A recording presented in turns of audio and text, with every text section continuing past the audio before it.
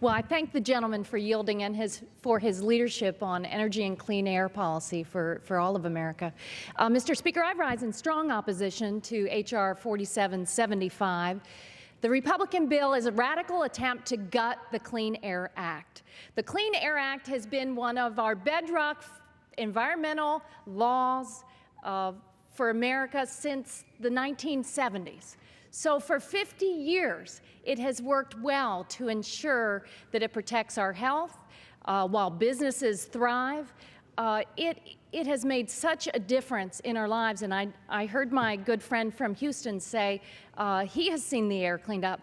The same is true in the Sunshine State, in the state of Florida. I remember those smoggy days in the late 60s and early 70s and watched the impact of the Clean Air Act make it healthier for us to breathe, to grow up, to live healthy lives. And all you have to do is look across the globe at China and India and the struggles they have with their economy because they're not able to control their pollution.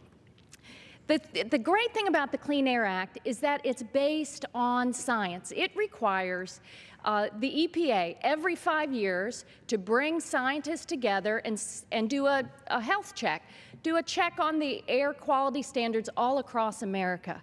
Then they're not required to, they can say we're going to improve the air quality standards, and then they leave it up to states and stakeholders at home to determine how best to control air pollution. It has been extraordinarily effective at cleaning the air. EPA has set air quality standards for 6 different pollutants: ozone, nitrogen dioxide, sulfur dioxide, carbon monoxide, lead, and particulate matter. And between 1980 and 2014, emissions of these 6 air pollutants dropped by 63%. During the same period, the nation's gross domestic product increased by 147%. Vehicle miles traveled increased by 97%. Energy consumption increased by 26%, and the U.S. population increased by 41%.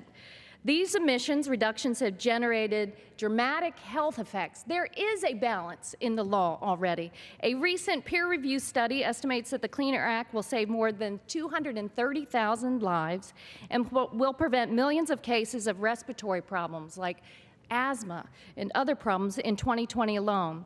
It will also enhance our national productivity by preventing 17 million lost workdays, and the public health benefits translate into $2 trillion in monetized benefits to the economy. And again, from the Sunshine State perspective, we have a booming tourist economy largely because we have clean water and clean air. Everyone wants to come to Florida, and they compare they're very discerning with their tourist dollar, where they're going to take a vacation. And they look across the world. And one of the reasons people travel to America or you travel to the Sunshine State is because it's healthy and clean, and it's largely because of the Clean Air Act that we've been able to do that. So this bill is irresponsible because it will take us backwards. And let's talk a few specifics. The bill dramatically delays implementation of the 2015 ozone air quality standards by up to 8 years. It says to America, we're going to ignore the science. We're going to ignore the new standards that have been developed with thousands and thousands of comments, and we're going to ignore the fact that these improved standards will net benefits of up to $4.6 billion in 2025 alone. Second, the bill doubles the air quality standard review period for all criteria air pollutants to every 10 years. Remember, currently the Clean Air Act says EPA every 5 years look at the best science. Now this bill says ignore the science. Again, we'll wait 10 years. That's not smart, and that's not helpful to our communities and our neighbors back home. The bill also gives new and expanded facilities amnesty for air quality, for new air quality standards. And this is where I think my Republican friends are going to invite a lot of litigation. Before I came to Congress, I did a little bit of environmental law, and current existing industrial users and businesses will have to bear the burden because the new polluters will get a break. They'll get amnesty while our existing businesses will have to make up the difference. And that's not smart, and I think that's going to create a lot of lawsuits.